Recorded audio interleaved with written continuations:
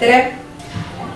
Meil on täna selline põnev Kigu TV erisaade, kus me räägime natuke ühest huvitavast projektist, millega Tartu koolijuhid on sellel õppeaastal tegelenud.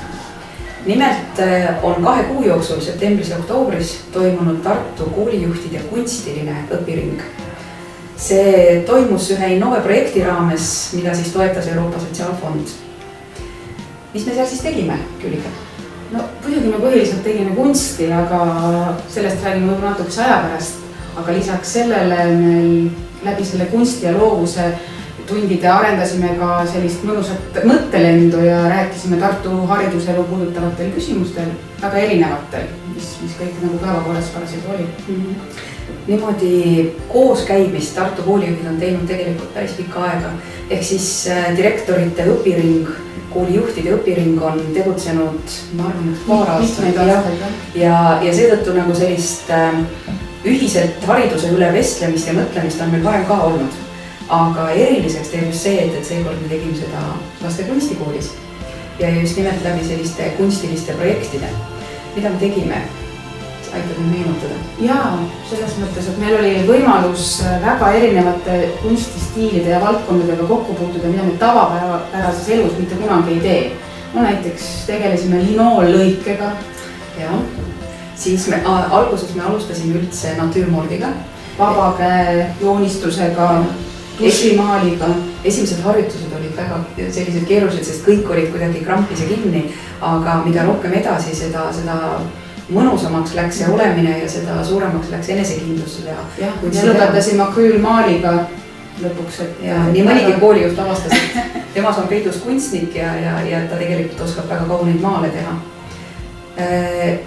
Kõik need pildid, kõik meie teosed, kaunid kunstiteosed pannakse ka kokku näituseks, mida saab siis erinevates Tartu koolides teatud aegadel näha.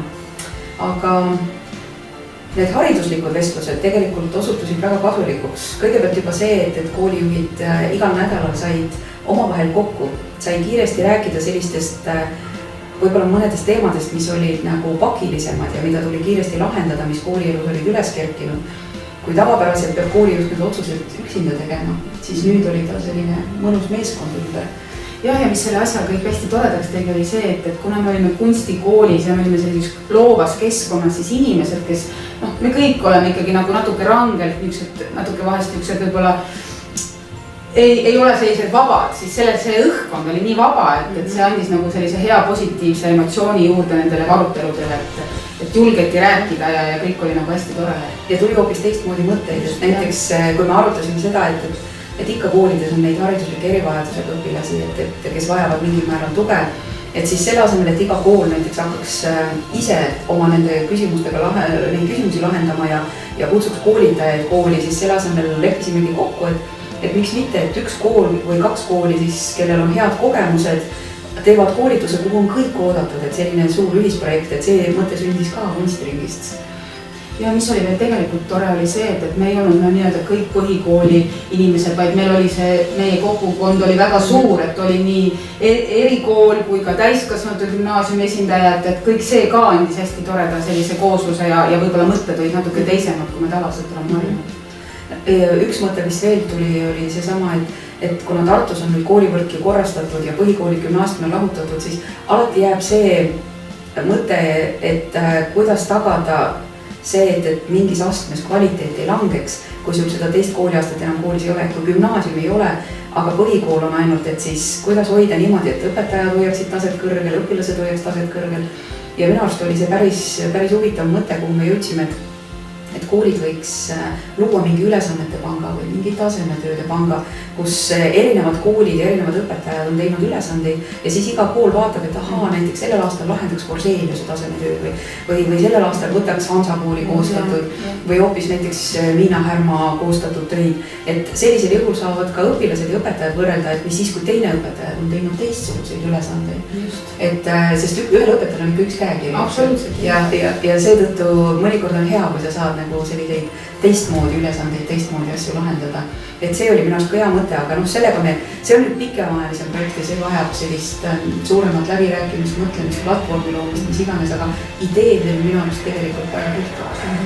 Mulle näiteks veel rääkides veel siin nendest pingutustest, et õpetajatel on erinevad käekirjad, meeldis nagu see, et me ikkagi olime nagu heas mõttes koolilapsed, et ega see hirm oli ikka mõnikord täiesti suur sees, et ma ei ole ju pintsleid käes hoidnud või mida ma sellest loo lõikest tean ja see hirm, et me ei oska ja ei saa ja kui head õpetajad neid oli, kuidas nad oskasid muidu vaikselt suunata ja vahest oli see tunne, et no ma jätan pooleli ja ma ei tee ja ometi tulid kõik lõpuks nii head asjad välja ja me tundsime, et vau, mina olen ise oma kätega selle kõik loonud ja see on tõesti nii tore ja järgmine kord lähen jälle ja jälle. Ja iga kord oli see tunne, et ei saa hakkama ja ometi me saime hakkama, et see pingutuse tunne oli pidevalt sees.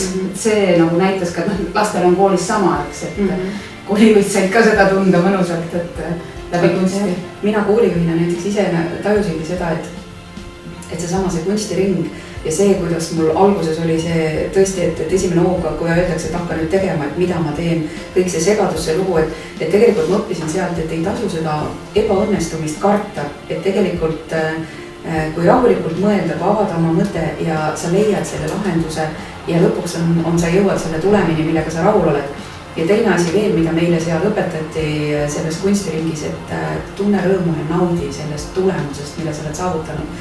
Koolijuhina me kipume sageli, et see sai ära tehtud, järgmine projekt ette, lähme edasi. Seda hetke, seda momenti tunda rõõmu sellest, et miski läks hästi, me sageli ei võta.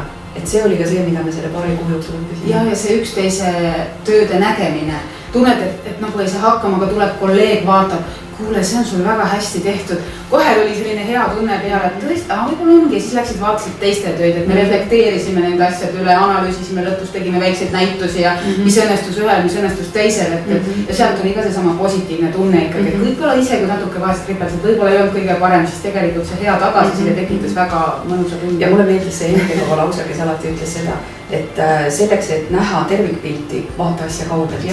Me oleme mõnikord peadpidi selles nii sees, et me tegelikult ei näe tervikpilti. Astu mitu sammu tagasi, võta hetkeks aeg maha ja sa tegelikult näed, mida sa veel tõotasid, et mine vaata aknast peale, mine kohe ära. Ja läksidki ära ja tuleb tagasi vaatad hoopis teine pilt ja kõik on väga hästi. Nii et igal juhul oli see üks tore ettevõtmine ja tahtsimegi täna teile sellest rääkida. Et me loodame, et sarnaseid tegevusi tuleb veel ja igal juhul meie julgustame kõiki, et ükskõik mida te teete oma elus ja millisel elualal te töötate, võtke mõnikord aeg maha, tehke midagi loomingulist, avage oma loovuse teed ja te näete, et te leiate palju põnevamaid, palju uuemaid lahendusi ja teie elu saab olema palju rõõmsam. Ja te üllatute, et teis on see loomingulisus olemas, mida te arvate, et te ei ole. Loomingulist tegevust teile kõigile.